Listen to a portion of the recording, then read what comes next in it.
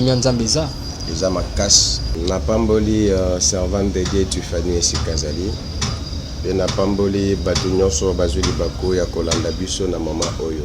Ba émission ya boye e confortaka mitema oyo ezaki ya kozoka. Tango ya soir ou bien na tango ya poka, c'est le temps de confusion. Que ba chrétien baye ba ke tango tokomi e komi tango ya suka. Toza temps ya bleu na temps ya ivraie. Ce sont des signes qui nous prouvent réellement que mukolo elanga komi na nzela. Conflit na bango ti ba biso na ba réseaux, tout le monde il parlait de Mike Kalamba Peniel. Oui, le linge, ça c'est la famille. Mais bon, on se lave pas famille parce que quand vous posez la question, laisse-moi le temps de m'expliquer. Pas de telosta de bris de chloriama quand on y prie. Il faut y prise de l'équinte ou y prie. Ou pas de telosta de ikeper tampro chai de chloriama la quai.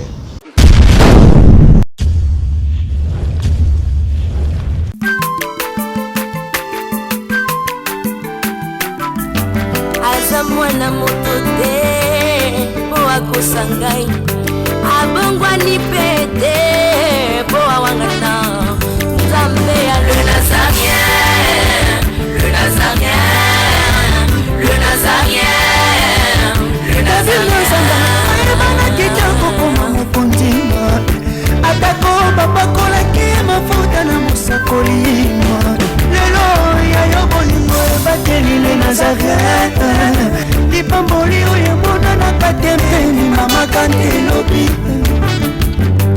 Kolapye mapapu masope mafuta Toko kesi kana longo na nzambu oyo mabenga na makomi Efada, thank you Fada, cher ami fidèle, Balandunion sont toujours Bozwaka Libakou ya kwanda biso na kata chaîne na bino ya Nazarien TV na cadre émission na bino table sainte qui est présenté par votre humble serviteur Dadi Mukwaya. Je dis un grand merci à la servante dédiée Mama Tiffany Mokwa pour la confiance au PC. Je dis aussi un grand merci na Jirozan Sima ya caméra, pourquoi pas na Alain Kiakala Lobo kwa nzambe oza na régie. Le notable sainte nazana moko ya basali ya nzambe moko ya ba prophète ya moko na biso na kombo ya prophète Steve Okoka. Tous années na katia émission, c'est avec lui nous allons nous entretenir tout au long de cette émission. Avant d'abord de présenter bino les prophètes non singa na régie acha vraiment cantique aux audifier bana nzambe o ça bana nzambe lukumu o to bana nzambe ba yukango ba certifier ba bongo la motema. Il y a la servante de Dieu Mama Tiffany Mokwa le soir comme on dit et puis on se retrouve après cette chanson. Alléluia. Merci le roi de rois.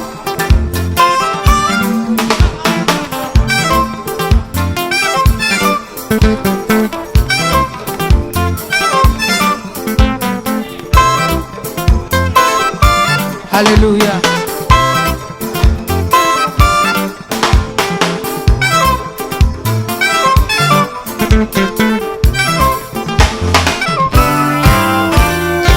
Tombola maboko na yo likolo. Lakisa maboko na yo.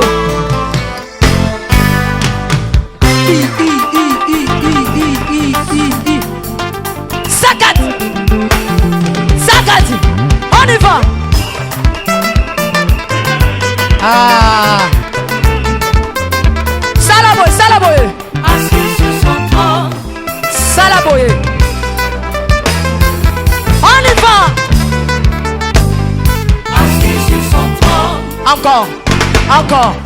Encore. Ah, ah, ah. Afandi na ngwende na ye. Yesu azaya kofanda. On y va.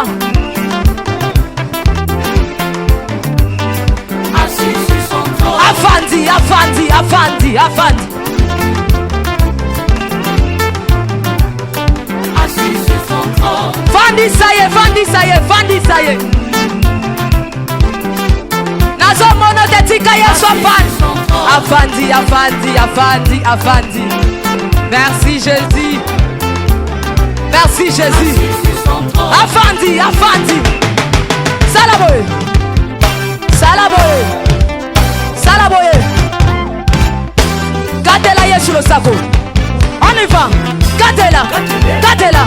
Gatela. Gatela. Gatela. Gatela. Kaka. Kaka. Yambalo ya daba ministre bakokata. Nazolo bakatela Yesu sako. katela ye losako katela katela katela nazomono te nazomono te nazomono te nazomono te sala ngoboye dose tolobi ya tour yoka merci tolobi boye yambala oyo ata baministre bakokata ata bagénéraux bakosala nini nalobi ata baministre bakosala nini ata baprésident on y va katela ye toke on y va. Voilà, naïbi question, ça fait plaisir, na Philomène Moukoya, Motema Bivens de Yombo, pourquoi pas, c'est lui qu'on appelle 3 fois boss, Tchak Pro depuis France, naïbi que non chan le ça comme on dit, et c'est le plaisir. Avant d'abord, on a présenté les prophètes, Steve, non, si on a bien vous avez vraiment branché, vous avez vraiment connecté, la 4 chaîne les Nazarien TV, pour le bien, si j'ai mort vraiment.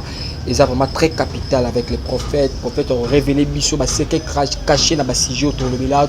Par rapport à phénomène Dubaï, aux circulent dans les réseaux sociaux, dans la base, dans le monde entier. Puis on va essayer de parler aussi de serviteurs dédiés. Vraiment, je suis là avec les prophètes. Non, si on a géré sur la caméra, à fond la caméra, on a présenté les prophètes Steve. Bonjour l'homme de Dieu. Bonjour papa. Santé l'homme de Dieu. Nzambe nanguya nyonso azali kobatela kimia nzambe eza makasi. Ok, l'homme de Dieu moi gentil par rapport à batu nyonso bazui libaku ya kolendo na kacha chaîne na biso ya les Nazariens TV mbalo pe ya liboso ya koleka mo gentil neko zani par rapport à batu nyonso bazui libaku kolanda na pamboli servant de Dieu tu fani esikazali pe na pamboli batu nyonso bazui libaku ya kolanda biso na mama oyo na ebi ba émission ya boye pambola batu ba émission ya boye e confortaka mitema oyo ezaki ya kozoka yo moto ozwi libaku ya kolanda biso de partout esika ozali ata oza na canapé na yo ata oza na sala na chambre à coucher ata oza na salon na motuka na yo libaku ozwi yango par hasard te eza parce que nzambe na bikamwa asepeli mpe andimi ye tolanda biso yango na pamboli bino na kombo na Yesu Masiya loboko yawe nzambe oyo epesi biso opportunité oyo ebatela yo. J'espère que tout au long de l'émission oyo nzambe akela likolo pe na nse akende ko pambola pe ko visiter biso. Merci beaucoup. Ok, merci vraiment l'homme de Dieu. Balobi, toute chose commence par la prière. Tout à fait. Il dit que non, c'est une émission chrétienne. On ne peut pas commencer cette émission sans tout cabaron dans ma boucle. Mais prière, moi, il y a quelques minutes par rapport à ma union sur ma zone. Tu es le véritable de Dieu, le Dieu de mon père, apôtre Augustin. Nzambe nanguya nyonso mokonzi. Na pamboli émission oyo. Na pamboli moment oyo nzamba bilaka. Tu kete mutu nyonso akozwa libaku ya kolanda biso abika bikamo ko utepa na yo. Na anéantir force nyonso za yote, ezala musika na biso du début jusqu'à la fin. Na kombo na Yesu Christ oyo akufa pe ya sekwa. Et na lobi bongo amen. Amen. Merci vraiment l'homme de Dieu. L'homme de Dieu, la question dans la liboso ezali avant de continuer le sujet du jour na biso. L'homme de Dieu toujours ebali susute. Lelo ba chrétien baromi ko tambola na ndenge moko ya mabe. Aujourd'hui, toye ba isu ba vrai chrétien teni zaka na tango kala na ba église na biso ba sango malamu toujours à l'époque. Où ils allaient que mon amour que l'église a dit que non a chrétien senti que non a chrétien dans comportement, dans agissement, dans fan de là qu'il n'a. Mais ce qu'en nos jours ici et comment nous allons baser chrétien tali apparence na au tel ni là tel ni le biné c'est comme ça chrétien allons baser chrétien. Pourquoi différence on les en a bandili à kala na bandili siko. Et merci beaucoup papa, il faut comprendre le comment est important mingi. Nous sommes au temps du soir. Na tango ya soir ou bien na tango apoka, c'est le temps de confusion. On ne sait pas comprendre qui est chrétien. On ne sait pas comprendre qui n'est pas chrétien. Ça fait très mal. Il œuvre tokenda bamboka misika, tokenda bamboka bapaya mingi. Des fois, ça nous arrive un peu très mal de se présenter dans Moussalanza. Parce que la plupart des gens oyo bazali kosala mabe mix sont des chrétiens. Mais il faut que les chrétiens bayeba que tango tokomi et komi tango ya suka. Toza temps ya bleu, na temps ya ivraie. Ce sont des signes qui nous prouvent réellement que mukolo elanga komi nanzela. Parce que na tango ya suka, on ne sait pas comprendre nanya bukani na bukanite. C'est le temps de la confusion. Sauf que j'aimerais seulement dire aux gens qui nous suivent de partout au monde que Bappé Sabato confiance était. Bappé Sanzambo qui a dit confiance. Tu y arriverais à un moment comme on a moutou. Azotika église, azotika lingomba na epona nipona pasteur à Salima. Azotika église n'est parce que berger église a beteli bako. Est-ce qu'on dit mais la pasteur to berger bien de Yesu Masi? Mouto ya ndimela Yesu Masi, ata ba beteli bako, andimela berger wanate. Andimeli pasteur wanate, mandimela Yesu Masi. Tango bakenda opesa bato batem. Oloba na komba pasteur, to na komba berger, na komba Yesu Masi. Donc na kufi na Yesu, na seku na Yesu. C'est-à-dire que ce mouto a moni que l'église ou le pasteur à Salim, ce n'est pas pasteur à Zamouto, mon frère. C'est question que les enfants de Dieu basent confiance dans Nzambe. C'est très important. Et bas se méfier, bas multiplier ba foi. Parce que autant nous sommes, diable a zali ko multiplier ba stratégie nos. Il y a que désorienter ba Nzambe. Il y a que désorienter les chrétiens. Oyebi quand le diable comprendra que les chrétiens va appris ça va se lever, à de toute manière, il y a que fragiliser mes thèmes à les chrétiens. Le gros là, les chrétiens payent en gros. Baza trop efficacité, baza trop allergique, baza émotionnel. C'est ainsi, papa tu n'as pas le comment. Diable a côté à la point faiblesse ya mutu. So quand il dit que mutu so na sali boya okoya na côté à la plawan. Automatiquement, je dirais aux gens que rendre ma faiblesse na bango fort. Je crois bien que Satan a comme côté na ba penser na bango. Ok, merci vraiment l'homme de Dieu. L'autre côté na phénomène Dubaï. Aujourd'hui, phénomène Dubaï, ils ont sorti dans le monde, pas tout Dubaï. Aujourd'hui, quand tu vois les vidéos, il y a des filles qui ne connaissent pas salité dans Dubaï, ils ont commencé à dans Dubaï tant que prophète. Et ça, on a des vidéos. Et ça, là, quand je passe dans ma mingi, quand je vis ce genre de vidéos, vous savez une chose? Na sena moi awa. Nzamba kotika la kanzambe. Je vais vous dire une chose, mon frère. Satan a créé à quel côté?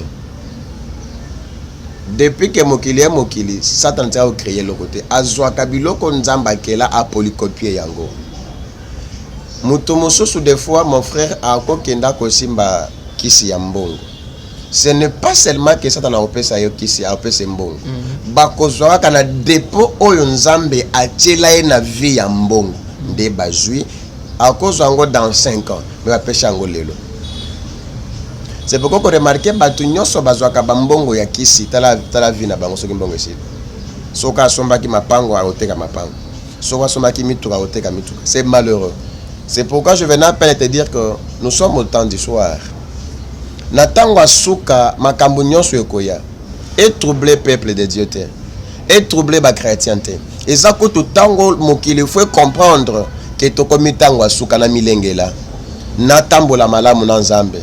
Natika mabe, natika masumu parce qu'on sait quand nzamba koya.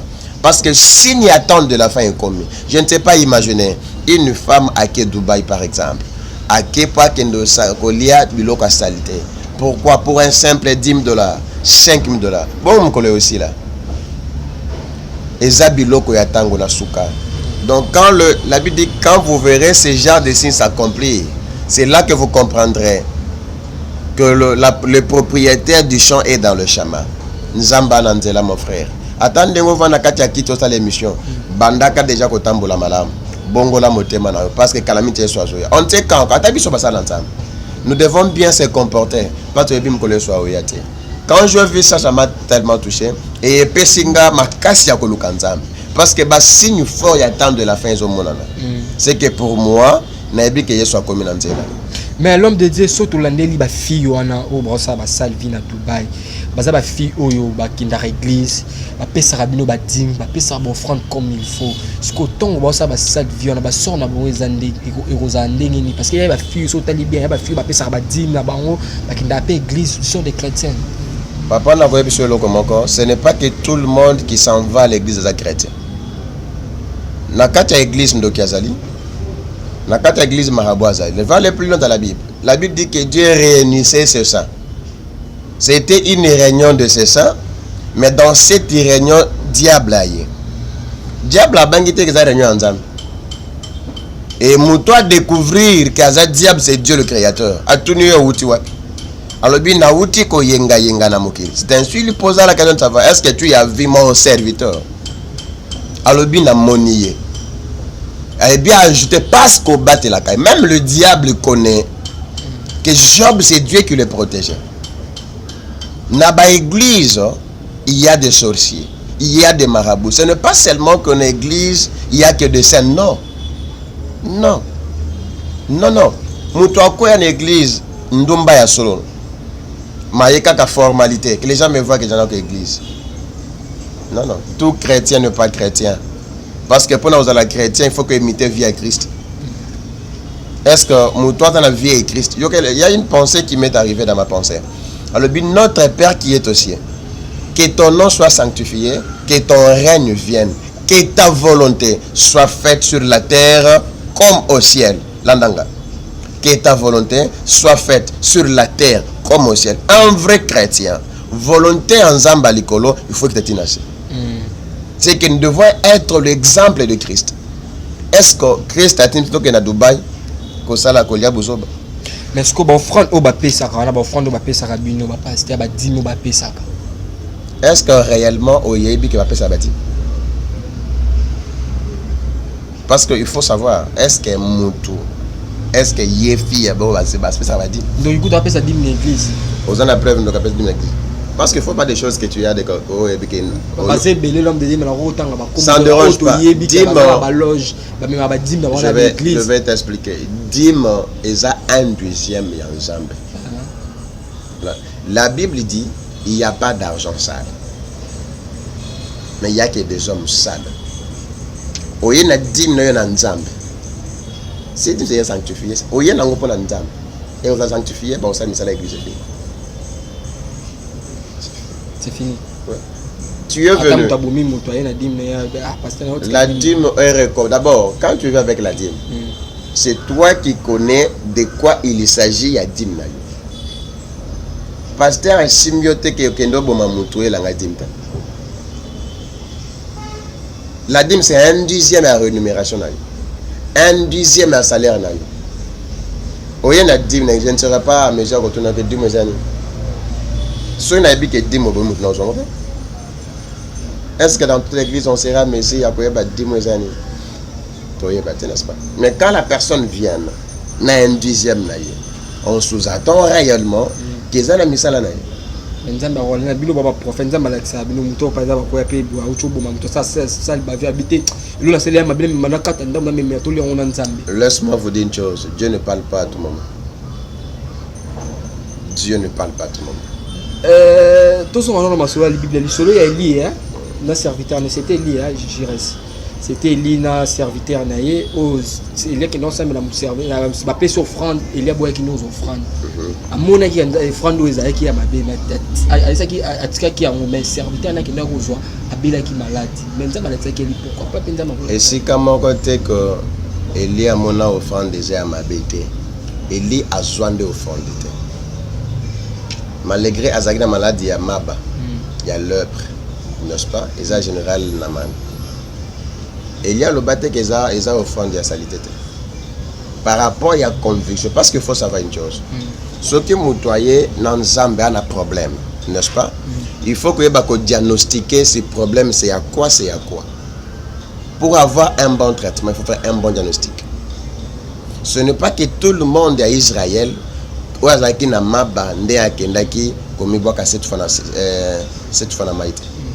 y avait certains le prix au babikaka la dimension, n'est-ce pas? Ce n'est pas une routine que tout le monde dans la maba il faut ami boire kanama cette fois. C'est-à-dire chaque spiritualité, chaque délivrance, il y a un procédure, il y a un processus où on nzamba ko instruire ou bien ako tiana katia molimo musala nzambe ko na usala yango. Pour Eli, il ne pouvait pas prendre son argent Lokola lelo, ba serviteur, ba trop kipit, ya iba quitter le pourquoi. Si réellement Geyazi posait la question, il pouvait facilement répondre à cette préoccupation. Mais le mal à n'est qu'à poser, à la cupide, de la cupide, ils ont enseignement monnaie. Et tant qu'à jouer les prix, ce n'est pas seulement que cet argent est sale. Et ça par rapport à la directive, on zamba qui est pour la guérison, il y a général Naman. Est-ce que ça se fait aussi pour faire du pasteur qui a toujours délivré Moutou dans le 21e siècle, Moutou pas biki, nous avons appelé offrande pasteur à Boy. Mais tu me remets dans de mêmes conditions. Oui, j'ai dit ceci. Nabi Siko, on est à l'époque, mais Siko, c'est comme si ça. Bazali. En commençant par moi qui te parle. Je suis allé prier pour mon consommant dans le Lubumbashi. Admeninga pesinga $10,000. 10 000 10 000. 10 000. Naïb Sarah, je te dis vrai. Peut-être que tu ne me connais pas, mais nous avons monté bateau. $10 000, oui. Naïb Sarah, je suis Zambongo yo, qui ne peut pas en faire. J'ai ma conviction que Dieu m'a dit. Mais après un mois, cet homme m'a beaucoup béni. Il m'a beaucoup béni. Au moment où les lois bateau ba osaka basala nzambe pourquoi? C'est parce que basal si ma ministre, si ma député, ba généraux. C'est pourquoi na ibisaka nzambe. Pona sala o malamu pambolanga. Pona garder l'automonanga. Nzamba se organiser na ba ange na ya visitant. Même je suis dans la liboso ya président de la République na olengati. Ata liboso ya ministre depuis na oyebi c'est l'insi de l'Éternel. Tu as le sali ma beau sali ma bolé. Oui oui. Les pasteurs sont le baki ou amoni pour aller en public à Tchini na cité. J'ai mon père spirituel que j'aime bien, l'apôtre Augustin. Mon konzambo ka bengai. A bise na la prière. Na repère ce programme avec na komona. Mon konzambo c'est le premier homme de Dieu qui est mon père spirituel à qui qu'on félicite mon konzambo na enveloppe à poche na. Enveloppe appréciée. Je suis venu t'encourager. Mais il y a certaines qui s'en vont et pas naïe pour bango ça. Mais il y a apprécié. C'est comme toi bon s'en entend bien. Il te fait voir que lui, il sert son vrai Dieu. Donc ça a été. Je venais à peine d'effectuer un voyage avec mon père spirituel. To commune et Sikamoko. A moni ma maman azo kende. A ozangelamba olata. Qui te mis sa cortège. Akita azwa 3 pièces à Bilamba super. Donc tout homme n'est pas homme de Dieu. Vous êtes parmi pas eux, mais pas comme eux. Vous n'êtes pas beaucoup. C'est le Saint-Esprit qui sait les discerner. Ah, bino bo mapo pour na rabandimi pe na ba église koma pasteur pour la ndela mondimo e bika apesa ngabo ba o wana balandela ba hotelo bandimi romi ko les aki liboso ba suivi ça la malisu te à l'époque ne ba suivi bando ça même siko ya pas de suivi on est ba obi tango yambi prophète Steve Okoka fait ba ko yambi un prophète de Dieu. C'est-à-dire que tout homme n'est pas homme de Dieu. Nakopona mondimi waza na mbongo te pourquoi? Parce que oyo le laza na mbongo te so na batele malamu lobe akoma mutune akobosa na ngate pourquoi poche leyi na tango ya pasi. Mais deux fois oyo yaza na mbongo akosa na orgueil pas na mbongo na. OK, de préférence mieux faut na batele loza na elote na kolisa ye malamu pour lobi soki nzambe na nga apesi akoyeba source esika mbongo uti. C'est très important. Mais aujourd'hui, l'homme de Dieu, vous les serviteurs, notre général, Tino Baraka, Basali Nzambe, et Belé, moi, vous kanizate entre vous, et comment clic na clic, nangam na ngona oa soana o, ba oba soana ote. Mais l'autre moni geste le prophète Denis Lessi, na le pasteur Mike Kalambai, ba se réunit, ba salipe. Le prophète Denis a quitté dans le Mike Kalambai, a sengi pardon, ba histoire nyonso o eleka ki ba tchana se ba bosana et que prophète mon geste hollandais. Je bénis Dieu pour ça. Na pamboli nzambe pona bango. Pe na pamboli pasteur Mike Kalambai, na pamboli prophète Denis Lessi. C'est un geste fort. C'est ça, être chrétien. Je vais t'amener plus loin si je vis des musiciens profanes, soit des profanes.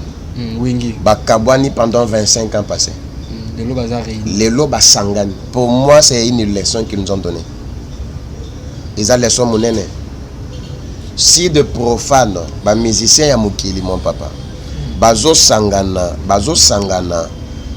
pour na koyokana. À combien plus forte raison nous les chrétiens. Je salue ces gestes. Ils animés na bango mon côté. Ils animés na molimo na nzambe likolo bango. Et je dirais aussi à tous les hommes de Dieu, au badama remords, badama ranking entre eux, qui doivent s'humilier, qui doivent s'excuser. Prophète, ils ont passé. La force des chrétiens, c'est l'unité. La force des chrétiens, c'est l'amour. Tu m'entends? Être chrétien, c'est l'unité, c'est l'amour. Et ils n'ont pas cité pour la banane. Ils n'ont pas cité pour la banane Satan. C'est un geste que moi je bénis, que j'ai même souhaité, que j'ai même salué. Un très bon geste. Un très beau geste. Aujourd'hui, les prophètes, Denis Sazo, les TV, non, le pasteur Mike Amba, pour ça, moi, c'est un peu parce que des familles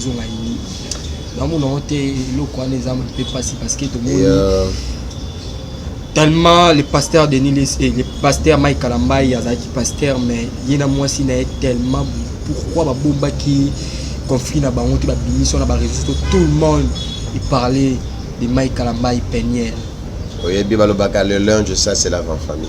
Mais bon, c'est la famille parce que vous deux savez mon. Quand vous posez la question, laisse-moi le temps de m'expliquer. Vous posez des questions à la fois. Là, on répond. Le linge, ça c'est la famille. Si le vrai important que entre Bolingo na bango mi balé que va s'excuser mutuellement pour Mike na balité, peine na balité. Si c'est décide balumbi san de tout cœur basala nza basambeli pona bango ceux qui bango mo ba sepeli c'est bien bon ceux ba sepeli bazonga na te qui va garder relation pour na kokolisa bana malamu c'est très bien. Le législateur congolais a l'ingapé divorce. Divorce ce n'est pas bien pour les chrétiens aussi.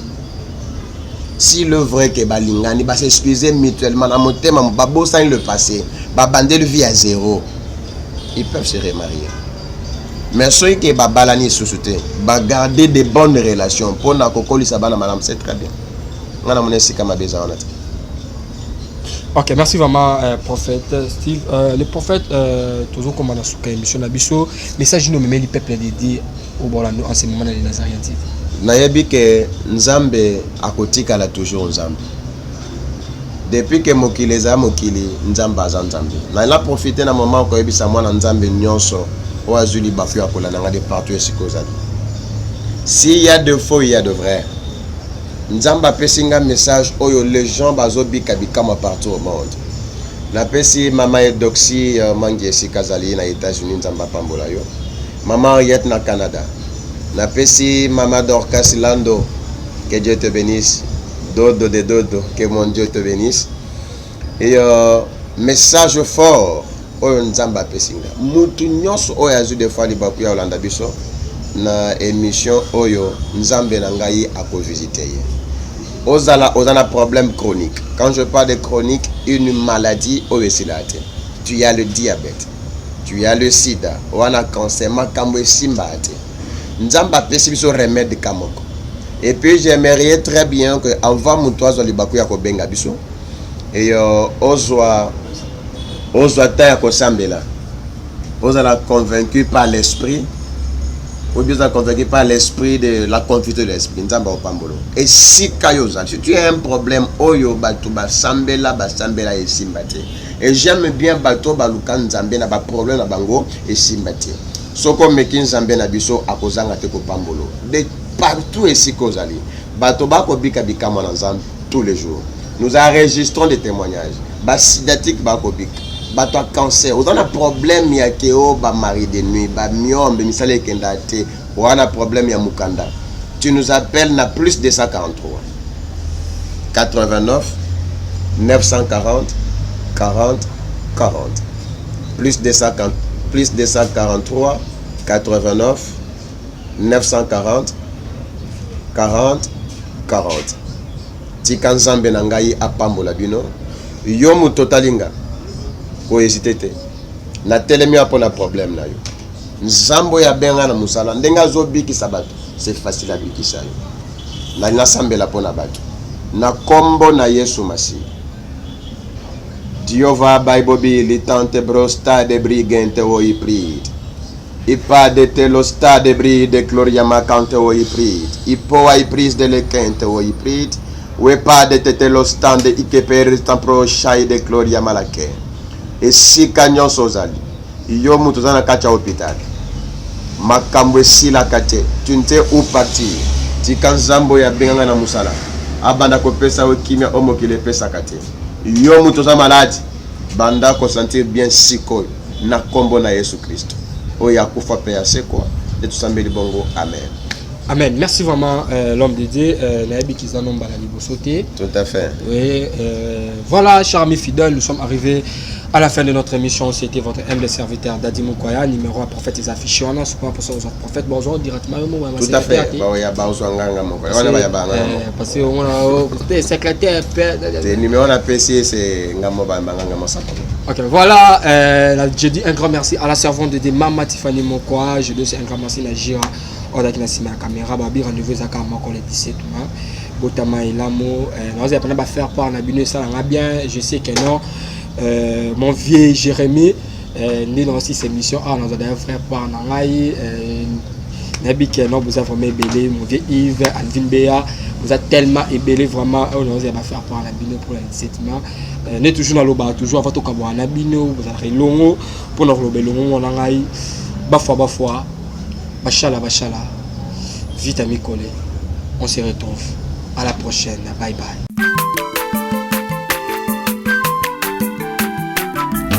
Aza mwana moto te po akosa ngai abongwa ni pete po awangata nzambe ya le nazarien le nazarien le nazarien le nazarien bana kitoko koma mokondima atako bapakolaki mafuta na mosakolima lelo ya yo bolingo ebateli le Nazareth lipamboli oyo monanaka tempeni mama kandelobi kolapie mapapu masope mafuta tokokisikana longo na nzambe oyo babenga na makomi